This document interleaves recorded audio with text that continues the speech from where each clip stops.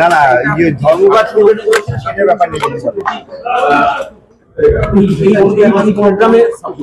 আমি যেটা বলেছি সেটা হচ্ছে খুব শিগগিরই একটা কেলেঙ্কারি উদ্ঘাটিত হতে পারে।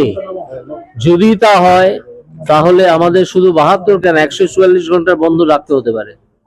সেটাই। হ্যাঁ, আমি ক্লু পেয়েছি, আমি অপেক্ষা করছি। এটা কিভাবে ডিসক্লোজ করা যায় আমার হাতে সেটা নেই এখনো, একটু সময় লাগবে। আর যদি ডিসক্লোজ না হয় তাহলে আদালতেই দেখা হবে। না, শিক্ষা সংক্রান্ত নয়, মানে আরো একটা দুর্নীতি ভোটের আগে ফাঁস হবে আপনি বলছেন, ইঙ্গিত দিচ্ছেন। দুর্নীতিটা হয়ে আছে, তার খবর ফাঁস হবে, আপনি সামনে হতে পারে। সেটা আমি এখনই বলতে পারছি না কে সামনে আনবে, সামনে নাও আসতে পারে আদালতের কারণে। তবে সেই দুর্নীতি যদি আদালতের বাইরে সামনে আসে তাহলে ক্রমাগত বন্ধ রেখে এই সরকারকে উৎখাত করা ছাড়া আর কোনো উপায় থাকবে না। সেটার মধ্যে সরকার একেবারে টপ লেভেল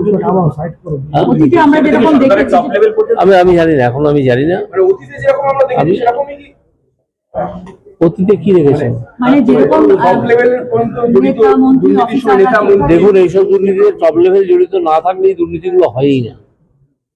ঠিক আছে, থ্যাংকস। ঠিক আছে।